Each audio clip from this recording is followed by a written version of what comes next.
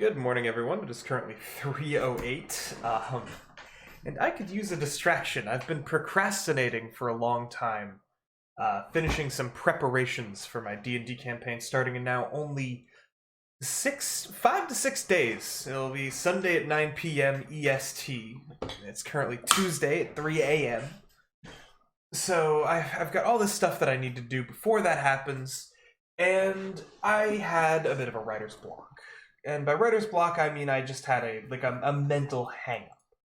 And my mental hang up is essentially that I couldn't sit down and get one thing done. There was so much I needed to do that I couldn't get one thing done.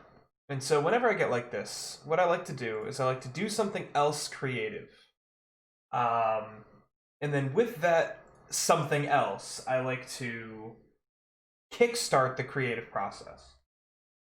So in this case, I'm going to do a daily map, and then hopefully by the time I'm done with the daily map, I can go back and I can start writing the lore and information that my players need to make their characters as cool as they can be. Now, what kind of map are we making today? Well, I figured we'd actually do what I promised from yesterday, which is a continuation of the Day 24 daily map in the Day 25 daily map. Because after that map, I went nuts. I sat down with my leather-bound journal, and I let creativity take the wheel. And honestly, I came up with some really interesting ideas. I combined some ideas from the previous books that I'd written, previous stories that I had, and I came up with something that I think is pretty cool and pretty unique, and I was so amped up that I could barely sleep last night. Well, my air conditioner is broken, so it's currently almost 85 degrees in here. Fahrenheit, not Celsius, or I'd be a fire newt, which, by the way, are adorable, and everyone should run them in their game, but if your player characters kill the fire newts, then kill your player characters. But no, I came up with this idea of how this world would work, how the nighttime would become the dangerous time, the daytime would be the safe time. But I didn't want creatures that would, or I didn't want the threat of night to be the darkness, or in something since I'm kind of loosely basing this off of my inspiration from Brandon Sanderson's Mistborn, I'm not ashamed in saying something not like the mists in Brandon Sanderson's Mistborn, where there's this nebulous thing that is out there that is mysterious and frightening to some people. I wanted these to be real monsters, but I didn't want to do the boogeyman or something so bland. And so I thought, how would the monsters in this world work? And what I came up with were shadows. The shadows of creatures that would crawl through the land in the daytime. So, I mean, think if you ever played Sonic Adventure, I think the original Sonic Adventure, maybe it was 2. There's a level where you play as Knuckles and you're chasing ghosts on the floor, and if you dig them up, they turn into real enemies. Something like that was kind of what came to my mind. And so then at night, these shadows become real monsters. And then from there, I kind of grew thinking about, well, how would the world develop because of this? And I thought, well, these monsters would get into the cities at night. They would get into settlements at night, and somebody would have to get them out during the day. Or during the day, their shadows would slither, maybe hiding in the shade of a cart. And they would go into the city. They'd hide themselves in the city. So there's a detective force called Shadow Hunters, and the Shadow Hunters are in charge of getting rid of the shadows. They're in charge of getting rid of the shadows. And there are 4 different types. There's 4 different roles or classes of Shadow Hunter. There's the Illuminator, which is somebody who is, and this is playing on the theme of the sun being destroyed by humanity for its magical power. This is a mage that can conjure light. That can conjure mystical energies to banish the shadows from wherever they hide and expose these monsters to the world. I then had the Shader, which hilariously was to me a man in a bowler hat with a parasol walking down the street casting a circular shadow. And the Illuminator would scare out these shadows. It would scare out these little beasts, these monsters. And then the the shader would provide them a place to hide. He would provide them that parasol, and so they would be drawn to it. They'd be drawn to the shadows because they would die without them. And so the monsters would take refuge in the shadow of the shader, where the shader would then escort them out of the city. But I also wanted this to be a dangerous job. I wanted this to be a job that was kind of odd for someone to have, something that maybe turned a few heads if you knew a shader. And so I came up with the idea that these monsters were whispering to these people, that they were attempting in some way, shape, or form to influence them, to change their thoughts, to make them go insane. And so shaders were short-lived, and they were considered mad by many. And so I thought that was a super interesting thing. Like, whose job would it be to speak to the monsters that everyone fears in the daytime? And then there's the Breaker, which is a mage that can instead of the illuminating magics of the sun, the healing properties of the sun, Illuminator would be very much like a cleric. The Breaker harnesses the fire, the heat of the sun, to burn the shadows out of their hiding places. A Breaker is capable of breaking a shadow out even in daylight. And the shadows are weaker in daylight, so they can fight them in daylight. And then there's the Hunter, who is basically there to slay these shadows. Who is basically a very powerful fighter, somebody with a lot of combat experience, probably the team leader. And they have this grand machination of they know the plan, they know how to fight each of these monsters, they've fought many of them before. And the Hunter can be either a Breaker, a Shader, or an Illuminator. But there'll always be a Hunter, and so these 4-man teams will be in every city. They'll be run by the governments of the world, and they will try to keep things safe. And so I figured, how cool would it be for one of these people to be the protagonist of this story? And so I picked Shader, because I thought it'd be really fun to kind of not make a madman, because I don't actually think that my character would be mad, but somebody who is curious, very curious about the world that they live in, about the mysteries of the shadows, about what they are, what they're here to do. Because I think that that'd be a very fun vessel to explore the story in. And I mean, just as like a plot device, I was figuring that the shadows might give them the inclination of the Great Wizard. All that they know about the religion and the lore of the world might be from the lies of the shadows. And the government, which, remember, was founded by great heroes who slayed a god, might say that the shadows only speak in lies. Do not listen to them. Do not hearken to their words, for they will lead you astray. But if you really listen to it, you do your research, the shadows only speak the truth.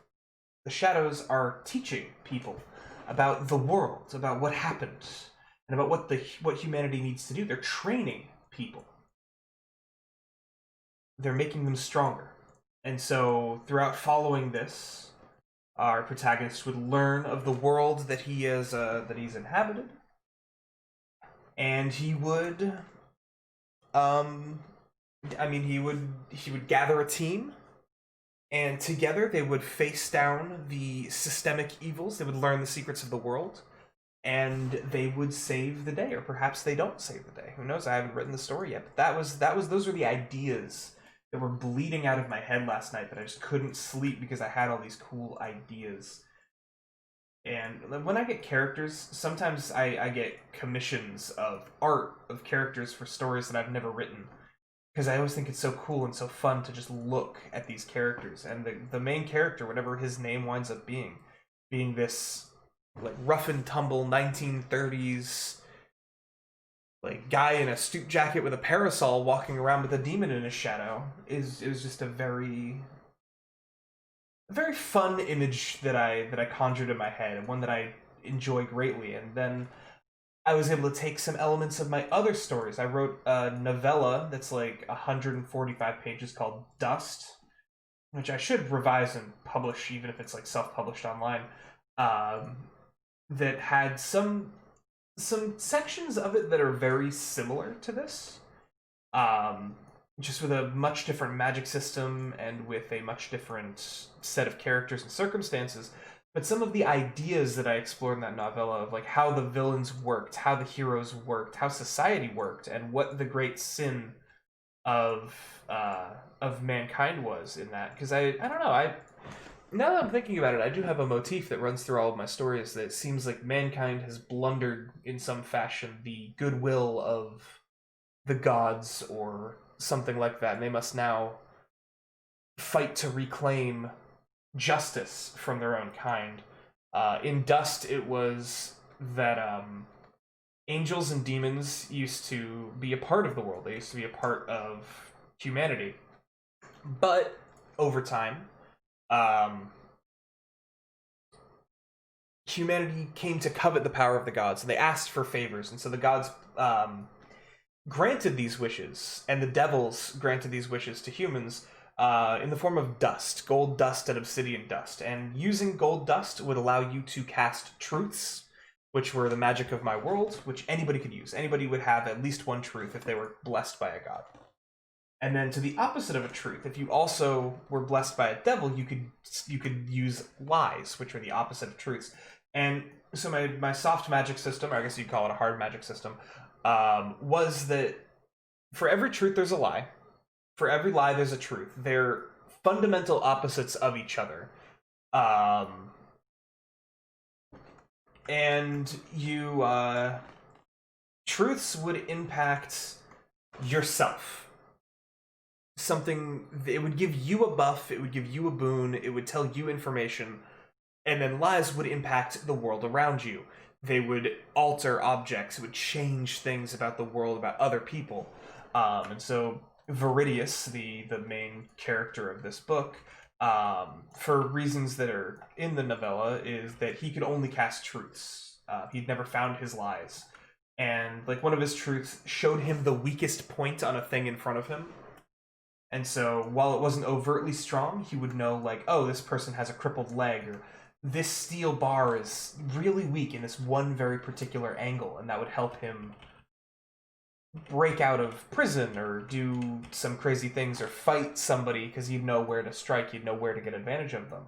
And then you had a character named Jack, and Jack was capable of only telling lies, and she could only tell lies because she was part devil. That was the thing, is that if you were part devil, you could not use truths anymore. You lost that privilege.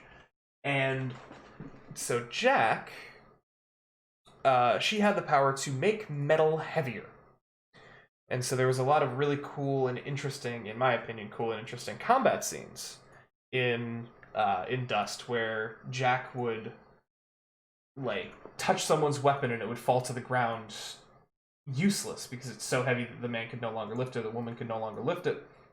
And Jack was very much the front lines fighter. And then there was a third character named Benel, who I might rip for this sorry, because I love Benel. Benel is that not arrogant but very coy, kind of overweight man with a suit and a cigar who has a quip for everything, but's also absolutely brilliant in his plans. But he's the normal one of the group when it comes to powers, and his truths and lies are very supportive in nature. He's a very supportive character. And so you have Viridius, the tactician, you have Jack, the front line. I mean, you can think of it like the Holy Trinity from video games, whereas Benel is the healer, Viridius is the DPS, and Jack is the tank. And so there were a bunch of plot lines from that story involving angels and demons that fit really well in this world that is full of angels and demons. And so it was a great, fun experience for me to go and think and learn about these new characters in this new setting through the lens of some of my other stories. And so I think this is Brandon Sanderson, who I won't shut up about, apparently. But I mean, why would I? He's one of the greatest authors of our time. If you've not researched the man, you should. Brandon Sanderson released a video series on YouTube of his. He teaches a creative writing course, and he gave the entire course out for free on YouTube. You can find it on YouTube if you just search Brandon Sanderson. I think it's University of Salt Lake or something, or State, Utah, or whatever. Um, but he gives a creative writing course, and one of the things he says is, don't get married to the idea that you only have one idea.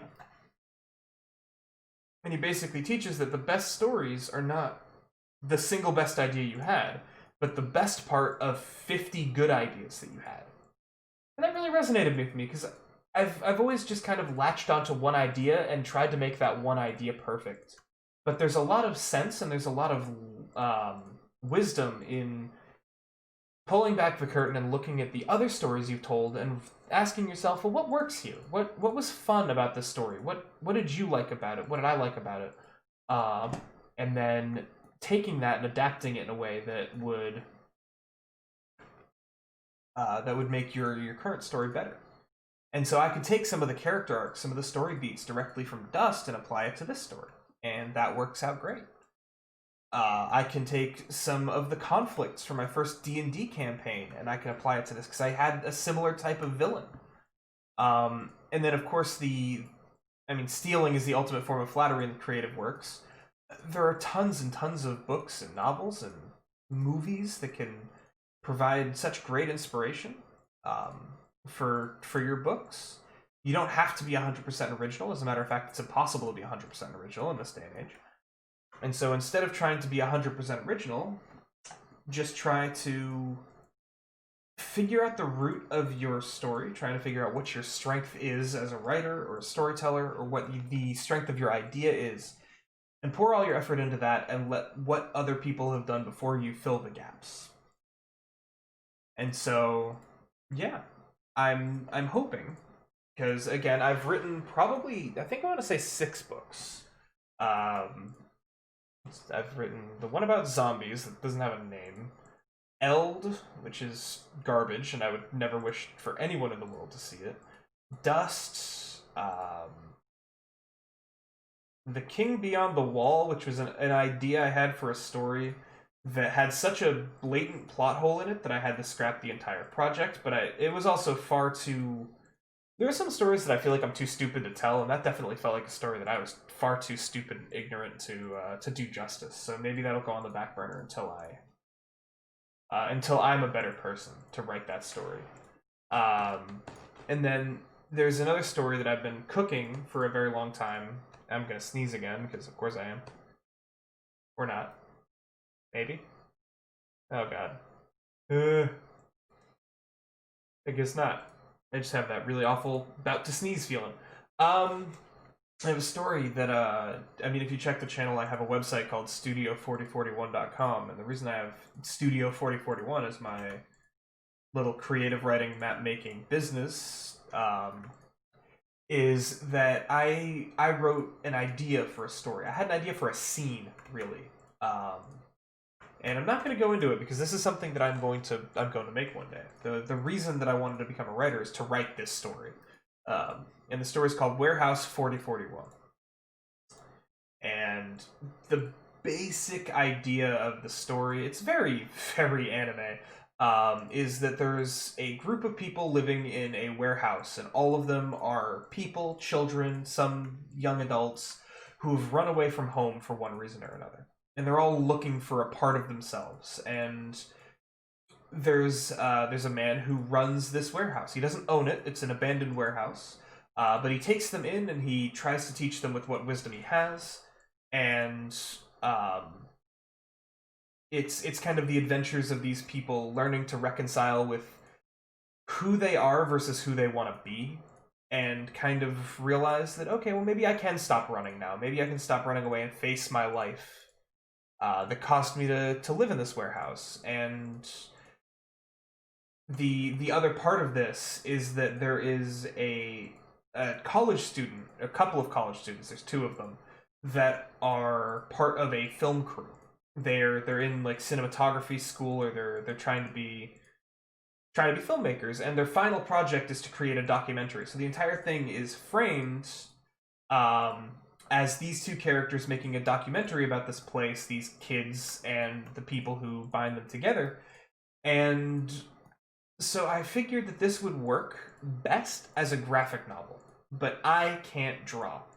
I have tendonitis in both of my wrists and both of my elbows, so writing or doing anything by hand for long periods of time is incredibly painful for me. Um, I oftentimes will use text to speech when I do my writing because it hurts. Um, but I make do with what I have. But I don't think that I could ever become a good enough artist to bring the idea I have in my head to the page. And so I am trying to gain experience writing, gain experience creating, in hopes to eventually find somebody who is a good fit for me as an illustrator. I've written basically the entire thing, and it still to this day is the most pride I have in a piece of work. I revise it every couple of years just to kind of update it on my own skills, but I mean, really, it's about finding the right partner for the job. And I thought I'd found somebody a long time ago that would really fit, but that wound up falling through before we even really discussed the project. Because I mean, it's my baby. I would kill to get that story printed somewhere. Even if nobody else thinks it's good, I think that that's gonna be kind of my magnum opus. What I want to do in my life is publish that story. And to that end, if I don't publish anything else, then I will be fine with that. If nothing I do sells, if nothing I do is worth anything, if that one thing, if that one story sells at all, then I will be ecstatic.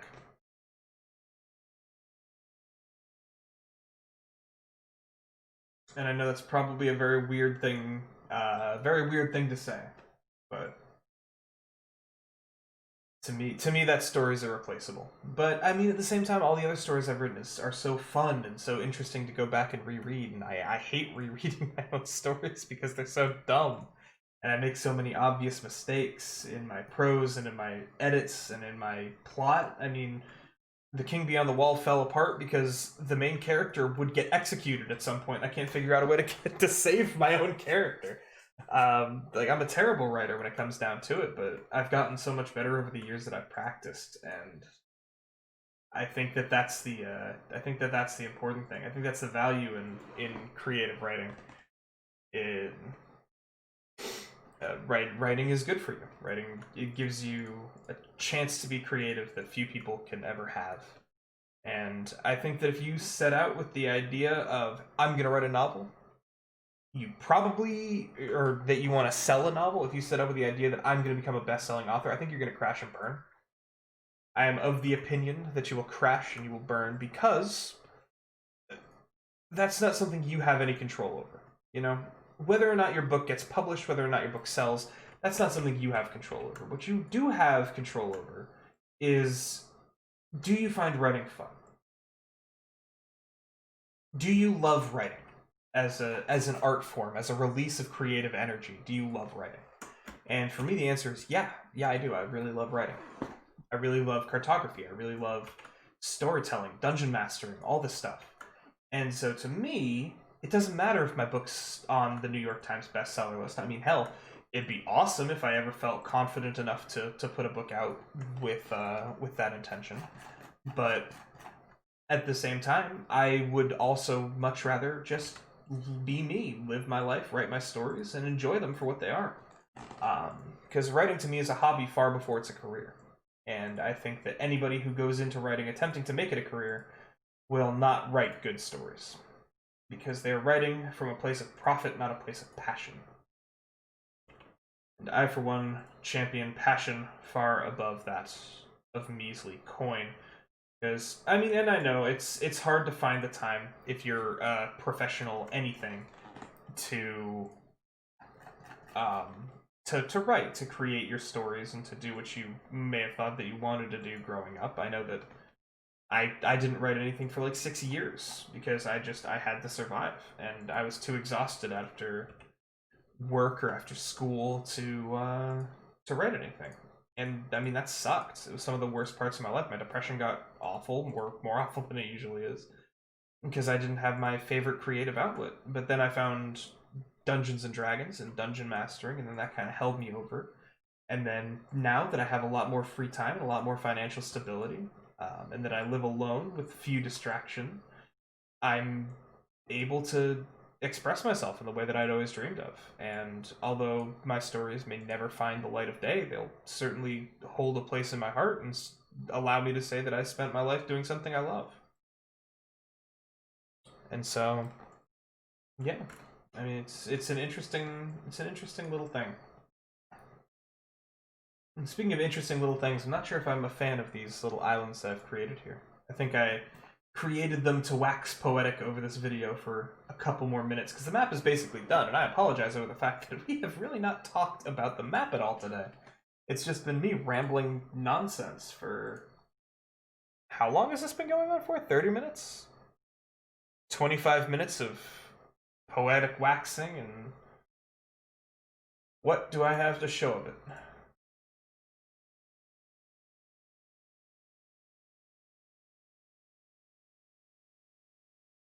We're going to give some rivers here, all flowing into the Grand Basin.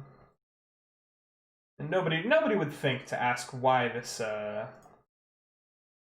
basin never drains, why the rivers are constantly running towards it, but never filling it up. Nobody questions why that happens. Actually, that gives me a really good idea. Let me go to my Google Doc.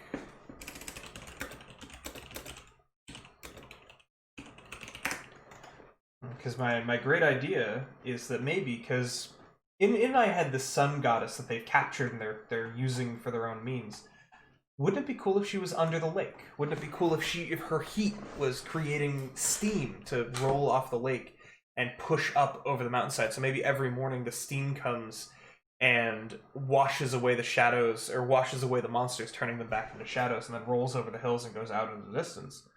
And so maybe the reason why this lake never overflows is because every morning a lot of it evaporates, and then it fills from the mountains, because the water will go up into the atmosphere, then rain in the mountains, and then cascade down. And so it keeps the ecosystem alive, even though there's no coast near this area. There's this creation of water and the dissemination of water back into the system, back into the ecosystem, through snow and rain and river. And so the world is constantly fertile. The land exists in a state of equilibrium, and none know that the true reason for this is because this Grand Wizard has been desperately trying to create this environment, to raise these heroes, to save the world from the tyranny of those who would keep the power to themselves. But yeah, this is the map. This is it. This is done.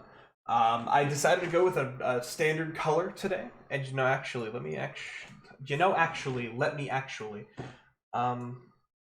me see if I can find a... I'm not sure if I'm a fan of paper or vintage. I think worn is okay here. I do really quickly want to see if there is a better color for the... Wow, that's aggressive. That is not what I wanted at all. Ugh, Jesus. It's painful on the eyes. I was looking for like a parchmenty color here. A worn parchment. Maybe something like this. That looks like almost photocopied. Not really what I'm looking for. I'm looking for something a bit more dark yellow. Oh, no. No, no, no, no, no. You know, sometimes default is best. Although I do think I actually liked that, something like this a little bit better. I am going to go to the symbols. I'm going to go selection. I'm going to uncheck all and check symbols. I'm going to select the 4 symbols here. I'm just going to delete them. Yes, that means you too. We're going to go here. We're going to go to our color. We're going to grab the color of the darkest part of this mountain, and we're going to make it just a little bit darker. And so now, and then we're going to make the outline black. That's important. We're going to go down or up or over to these symbols. We're going to shrink the symbol scale to 65. And, you know, maybe we'll use the dots this time because they're a little bit easier to see. We're going to make a little bit of a darker brown just to kind of... Or the star, you know, the capital thing still looks stamped, looks hand-drawn. We'll put these back where we found them. You know, maybe this one over here. So you have your 4 major kingdoms, your 4 major cities in this area, and they're all at odds with each other. And so where our story begins, who knows? Maybe when I find that out, we'll come back to this and we will create another daily map, and we'll create a daily map that is that particular area, that particular region. But for now, let's go ahead and export this. Let's export it as day 25. Hard to believe it's been 25 days of daily map. Save this as day 25. And then we are going to... Oh no, we already exported it. We're gonna... Let's view this at 100% really quickly. Well, that's wrong. 100%. Yeah, it doesn't look bad at all. And I mean, hey, this is great for an RPG campaign. 4 major cities inside of a basin with something magical going on. I mean, hey, take this, use it in your RPG campaign. Let me know how it goes in the comments down below. If you enjoy this map, there's going to be a link in the description of this, just like in every other daily map that leads to a download of this exact map. If you'd like to use it in your personal projects only, I can't stress that enough. Feel free to do so. Absolutely free to use in your personal projects. If you're using it for anything paid, please contact me on my website, link on the channel, and we can work out. You give me like $20 for it. I don't care. But yeah, besides that, I've been Jay, the Silent Cartographer. Tomorrow, number 26.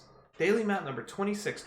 1 day from 3 weeks of daily map. Or 28 would be 3? Yeah, 28 would be 3 weeks. 2 days from 3 days? A number of days away from 3 weeks of daily map. And that is amazing to me. I absolutely love it. But yeah, I've been Jay, the Silent Cartographer. Thank you so much for watching. And really quickly, while I have your attention here, I wonder if I can... Did I mess these symbols up? Yes, I did. Yes, I did mess these symbols up. This color, this black, should be white. Why? Because it makes them legible. They're illegible if not for that. So let's... Oh, well, we can't change the color, so we're gonna change the color one by one. Yeah, that black makes them look a little too muddy. The white makes them punch much, much better. Okay, so that looks so much better. We can actually see where the things are, so we're just going to give a quick export again. Day 25, where the hell it is. There it is, day 25, overwrite that file. And yeah, I will see you in the next one. Thank you so much for watching, and have a great day.